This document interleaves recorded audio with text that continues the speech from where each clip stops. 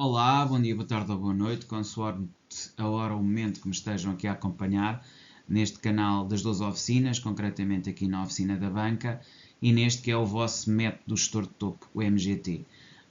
Estamos aqui na nossa 10ª lição, já vamos aqui mais ou menos a 1/3 das lições dadas, o tempo vai passando e hoje vamos trazer aqui um tema diferente. Temos estado a falar das fases de crescimento, a responsabilidade, e hoje vamos falar da atração, a atração de determinados eventos ou situações, e que pode ter aqui alguma natureza de vamos lá ver, de não controle sobre esta variável. Muitas vezes pensamos que a atração é algo que não se controla e, portanto, que é uma variável não controlável, quando na verdade não é exatamente assim. Ou seja, aquilo com que nós nos predispomos espiritualmente, a forma como nós enfrentamos as realidades da vida e as suas vicissitudes, acaba por nos determinar o que é que atraímos ou não para a nossa esfera de influência. Ou seja, nada do que nos acontece é por acaso, no fundo é aqui que eu quero chegar. E é sobre estas variabilidades do acaso que eu hoje quero refletir, perceber o que é que leva a que estes supostos acasos nos levem para determinados caminhos. E tem muito a ver, obviamente, também com a tal blindagem e com o posicionamento, que já aqui trabalhámos e que são absolutamente essenciais para nós sermos senhores do nosso próprio espaço e caminho, porque nem sempre somos. E a primeira regra fundamental é não andar ao sabor do vento, é saber exatamente aquilo que queremos da nossa vida e por que caminhos queremos andar. Portanto, a atração não é uma escolha, a atração de dinheiro não é uma escolha direta, ou seja, é impossível alguém atrair dinheiro ou ter uma capacidade, digamos, de gerar rendimentos se não tiver algumas regras básicas, desde logo aquela do retardamento da compensação, ou seja, o atraso da compensação é uma regra absolutamente essencial. Se estamos sempre a criar fontes de gasto, nós nunca vamos ter renda. Portanto, criar um estado mental que favoreça a atração, perceber que perder dinheiro é comum e que quanto mais investimos, mais perdemos, e portanto também temos que perceber que muitas vezes temos que saber acumular nos devidos momentos e que posição é que nos é mais confortável também desse ponto de vista. Portanto, a atração do dinheiro não é uma escolha direta, criar um estado mental que favoreça essa atração. Postura e mentalidade de abundância são absolutamente fundamentais para irmos trabalhando e burilando tudo aquilo que são as nossas próprias visões de vida e de mundo, que são fundamentais. Eu diria que a mentalidade, que em inglês se diz mindset, é absolutamente vital para podermos ter uma evolução melhor ou pior relativamente àquilo que são as nossas finanças e investimentos. E cá está aquilo que eu queria dizer, a blindagem, não é? A capacidade de dizer não, de nos travarmos e de nos posicionarmos relativamente àquilo que efetivamente queremos. Portanto, blindagem relativamente às energias negativas e de escassez, sabermos dizer não a determinado tipo de pensamentos que nos invadem a mente e saber modificar a nossa forma de ser, pensar e estar, ou seja, trabalharmos a gratidão e outros elementos de evolução espiritual. A mentalidade de riqueza trabalha-se então através de um plano que é não só físico, mental, como também é espiritual e emocional ou sentimental. Eu diria que a inteligência emocional é aqui ou desempenha aqui um papel absolutamente vital.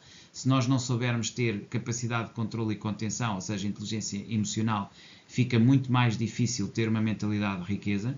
Portanto, devemos desenvolver uma mentalidade de crescimento contínuo, em que todas as oportunidades que possamos ter de aprendizagem e de conhecer um pouco mais devem ser aproveitadas e devem entesourar, digamos assim, também na nossa capacidade de crescimento.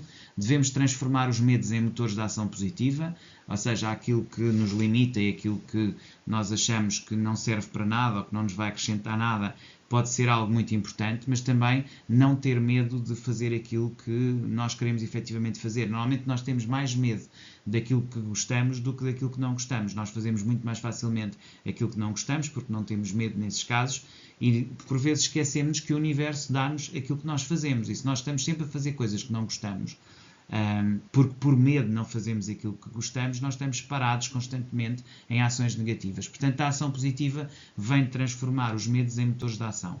Depois, o foco na entrega diária, sem fórmulas mágicas, ok? Continuar sempre a trabalhar de forma paulatina e a entregar valor, mesmo quando é difícil, mesmo quando é contra corrente e contra vontade, ter uma atitude que seja geradora de atração e não o desejo isolado, ou seja, ser capaz aqui de estabelecer traços e capacidades em que consigamos ter uma evolução contínua. Disciplina e persistência.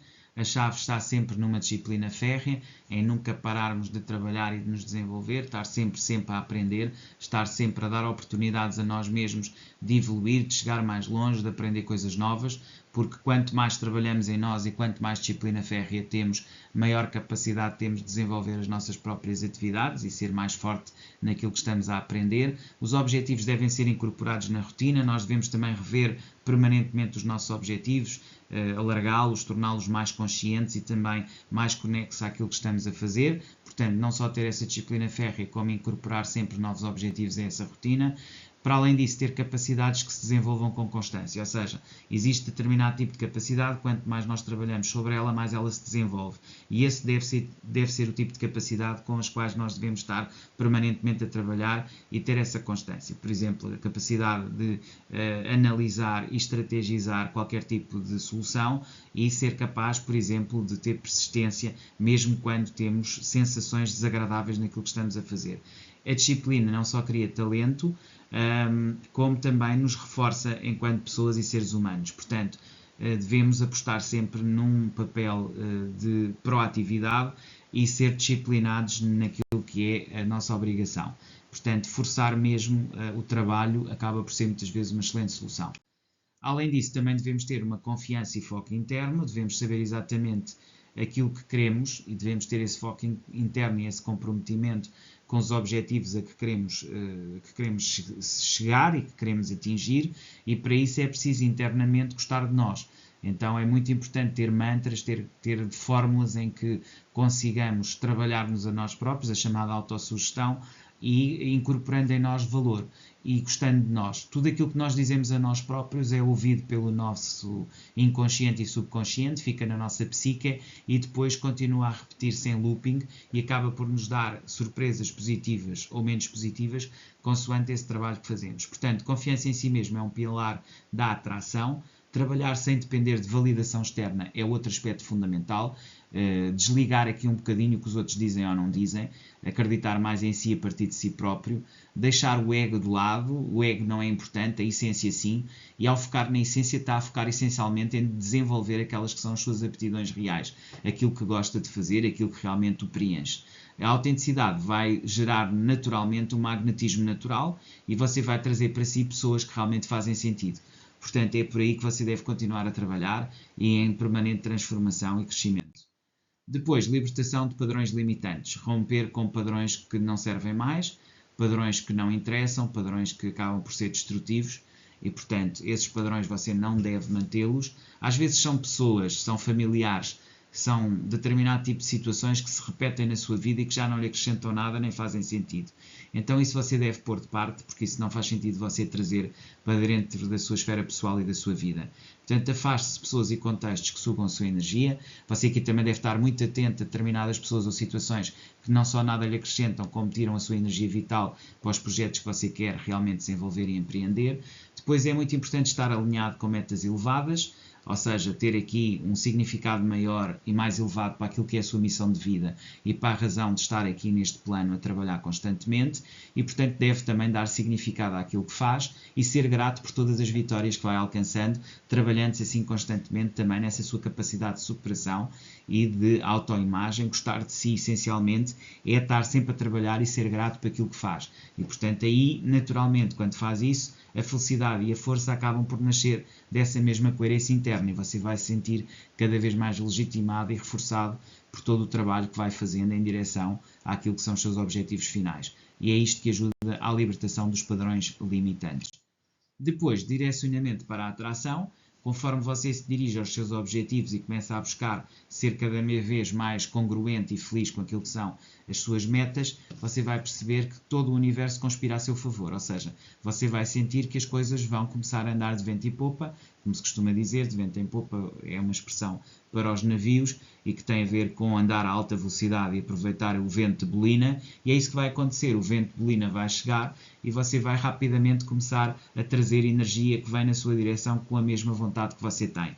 Ou seja, essa atenção que você vai ligar à atração e aos valores positivos vai dirigir a sua própria energia. Você vai atrair aquilo para onde olha com intenção. Ou seja, tudo aquilo que você no mundo olha com verdadeira intenção vai se reforçar e vai focá-lo cada vez mais. Isso ajuda a direcionar a mente para o que você já deseja, com cada vez mais foco e clareza. E essa clareza vai reforçar cada vez mais aquilo que é a sua intenção no mundo. E, portanto, tudo começará a trabalhar-se em catadupas de desenvolvimento e transformação. E, portanto, o foco vai definir o seu campo de atração. Aquilo que você vai sentindo é que quanto mais faz, mais atrai aquilo que você efetivamente quer e engaja-se, ou digamos, empenha-se, foca-se, digamos assim, naquilo que é o seu objetivo primordial aqui. E, portanto, tudo vai evoluir naturalmente. Finalmente, temos aqui o exemplo de Esaú e Benjamim, não é? Aqui uma parábola bíblica que tem muito a ver com a pessoa persistir naquilo que quer.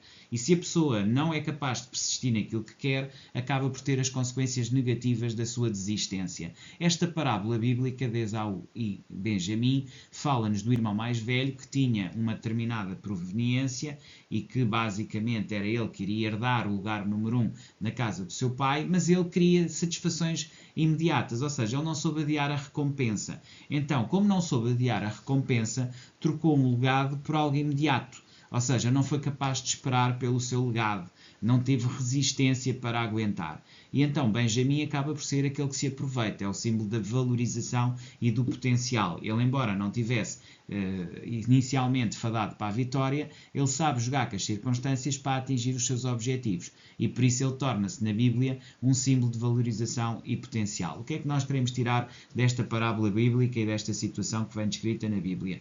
Que aquilo que nós escolhemos acaba por atrair a consciência e a honra. E, portanto, quanto mais nós trabalhamos no sentido de elevar a nossa vibração, mais facilmente atraímos a consciência e a honra e fazemos aquilo que é correto. E é aqui uma missão, e é aqui uma conclusão fundamental desta parábola de Esaú e Benjamim, que é: não se venda por migalhas. Ou seja, tenha consciência que você tem um valor muito elevado e que se deve valorizar sempre. Porque se você se valorizar e se você souber dar valor e agradecer aquilo que tem e defender-se, você chegará sempre cada vez mais alto.